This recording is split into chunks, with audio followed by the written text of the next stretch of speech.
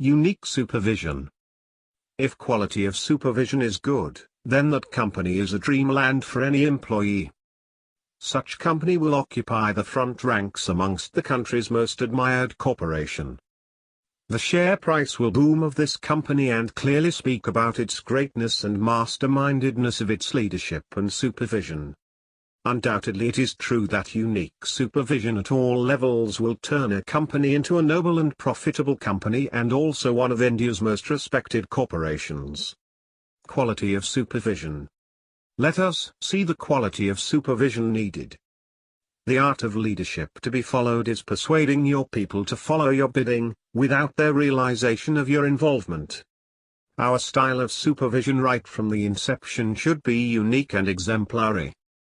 The supervision of this dynamic supervisor can be pictured as follows. Heads by example, tacitly telling others how to behave. Fiercely ethical and law-abiding in personal life.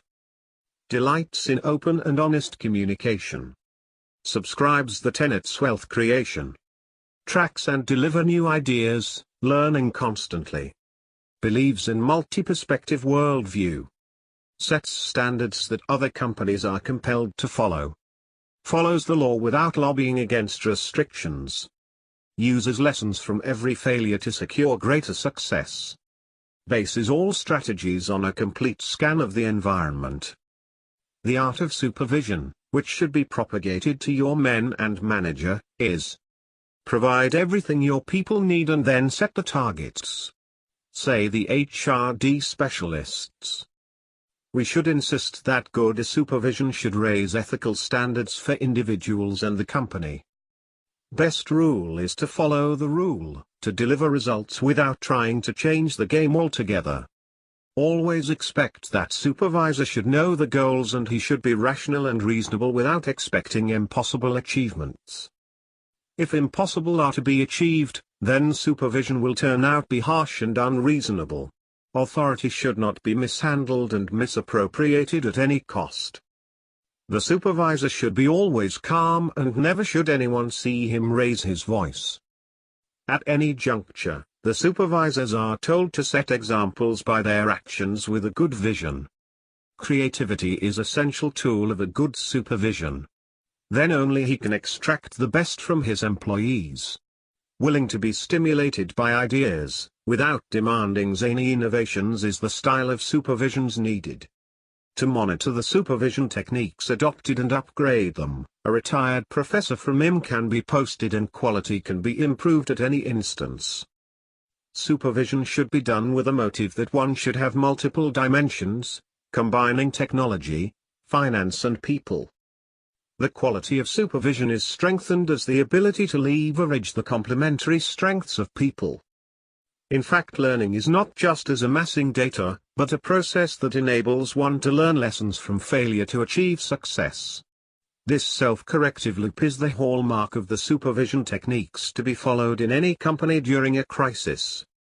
I get upset when I find people who have the competencies fail on account of lack of application, says a HRD manager. What is the solution for it? Learn and learn from other and learn some more.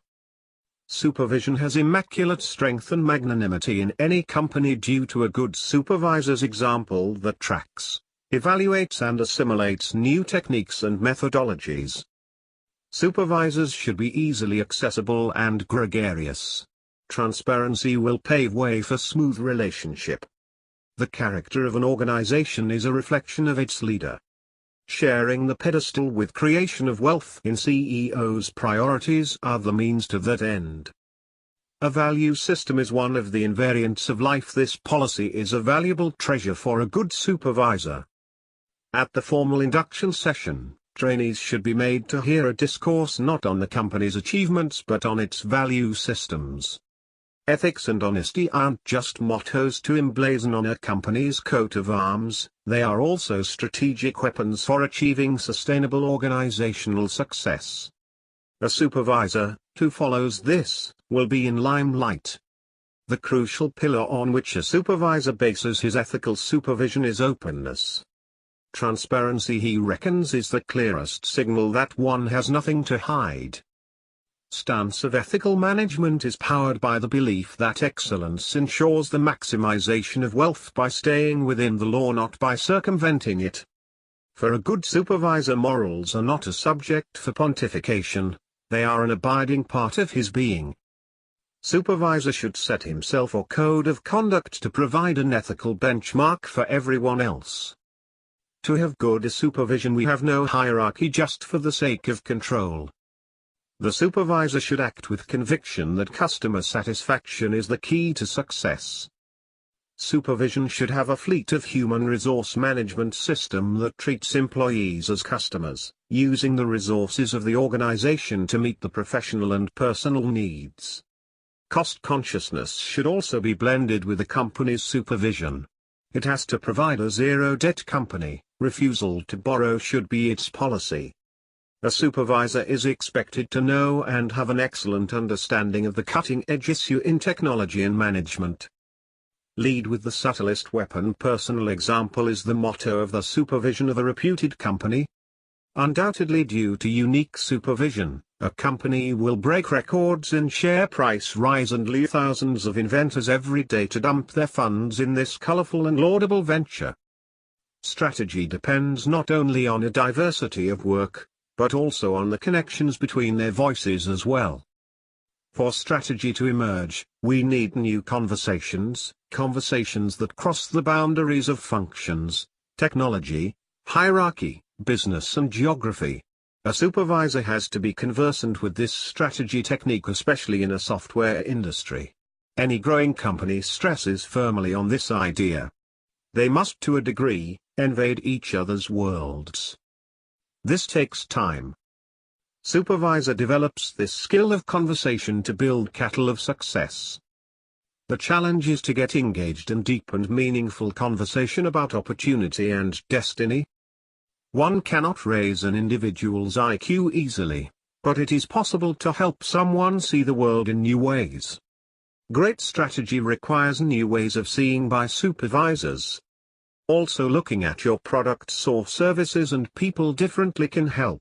Opportunities for innovative strategy don't emerge from sterile analysis and number crunching, they emerge from novel experiences that can create opportunities with novel insight.